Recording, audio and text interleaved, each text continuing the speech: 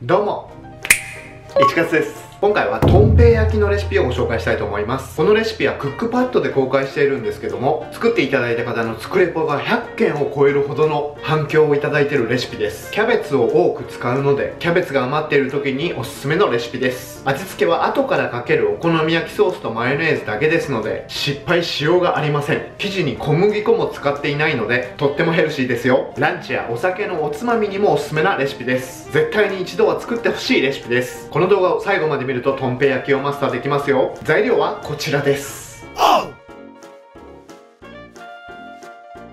このチャンネルでは簡単に作れる料理のレシピや食材の保存方法について配信していますので、チャンネル登録よろしくお願いします。 Let's start cooking。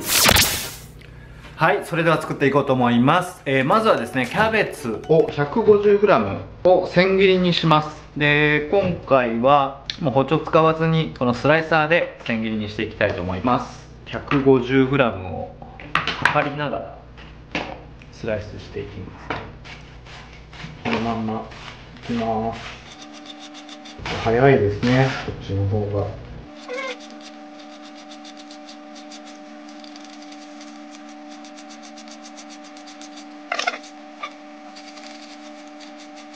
はい、キャベツスライスできました。 150g 使います。はい、続いて豚こま切れを適当な大きさに切るんですけども、もうせっかく包丁を使ってないので手でいっちゃいます。もう適当な大きさでいいです。はい、こんな感じです。はい、それじゃあ卵液も作っておきます。卵2個に砂糖ですねと牛乳を入れてよく混ぜておきます。はい、こんな感じです。はい、それでは焼いていきます。火をつけてですね、フライパンを温めます。はい、油を入れます。はい、豚肉を入れていきます。火は中火ぐらいです。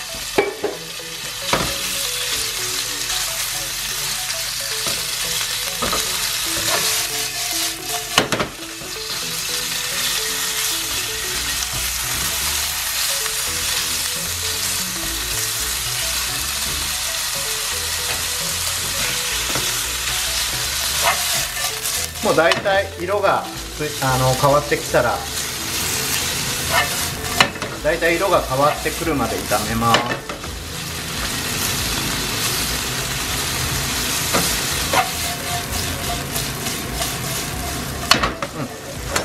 こんなもんでいいでしょう。で、キャベツを入れます。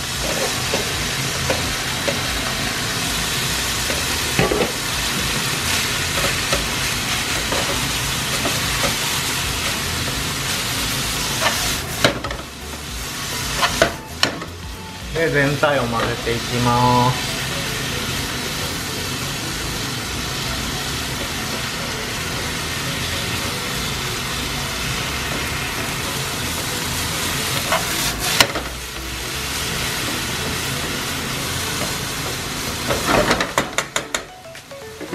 はい、ここでキャベツを早くしんなりさせるためにお水を大さじ1加えます。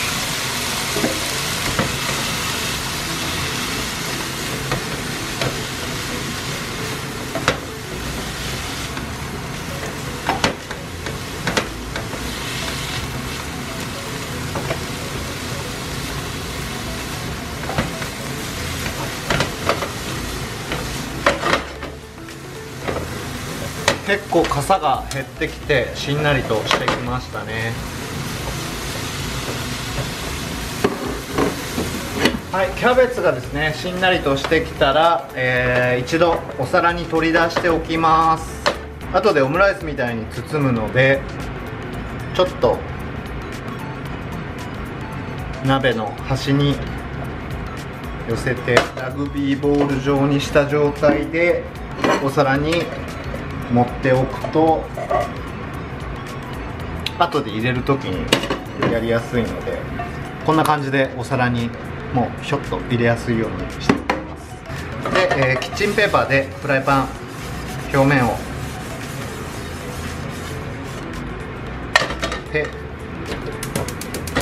で、また火をつけます。で今度はもう小さじ1ぐらいの油でいいです。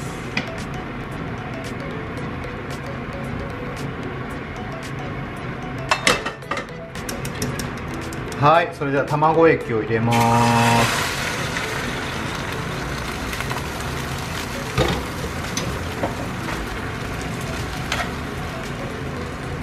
結構大きめに広げて作りましょ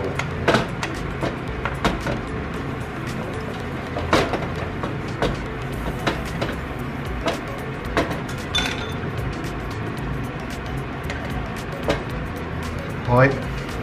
でオムライスとか作るときはですね、こういうなんていうんですかね、スクレーパー、これなんていうんですか、これをこれでやるとやりやすい。あ、もう固まってきました。はい、半熟ぐらいになったらですね、もう火を消して、先ほどの、具材を入れます。よいしょ。もう適当でいいので端に寄せながら卵で包むような感じで寄せてあげます。ちょっと火も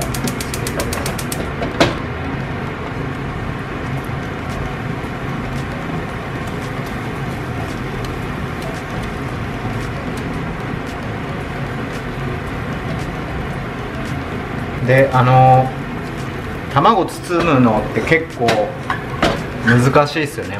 僕もそこまで上手ではないんですけど、でも今回のやつはもう最終的にはお好み焼きソースとマヨネーズを上からかけるので、もう卵が破れたりとか形がとかはあまり気にせず、やってください。いいかな。はい、じゃあお皿に盛り付けていきます。ほっ、はい、こんな感じですね。であとはもうお皿に乗った状態でちょっと形を整えてあげれば OK です。はい、それではソースをかけていきます。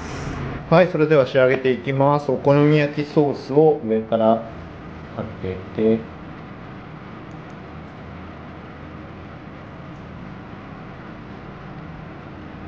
たっぷりの方が、ちょっ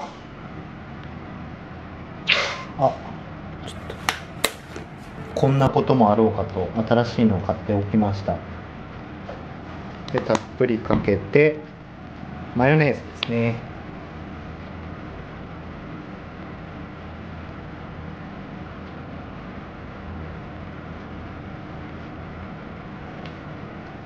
で最後に鰹節を上からかけてあげます。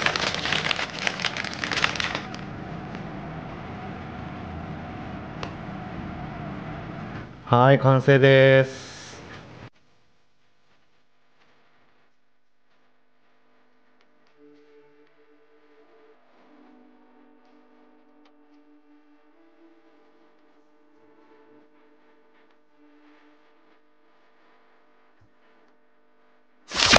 はい、いかがだったでしょうか。今回はとんぺい焼きのレシピをご紹介しました。キャベツを大量に消費できるレシピですので、余っている方にはおすすめです。最後に卵で包む時に破れたりしても、上からソースやマヨネーズをかけるとバレないので、初心者でも作りやすいですよ。ぜひあなたも試してみてくださいね。作っていただいた方の感想やコメントお待ちしています。今日も最後まで見てくれてありがとうございました。この動画がいいねと思った方は高評価とチャンネル登録よろしくお願いします。今後も皆さんに役立つ情報を提供していきたいと思っていますので、応援よろしくお願いします。紹介してほしいレシピがあればコメント書いてください。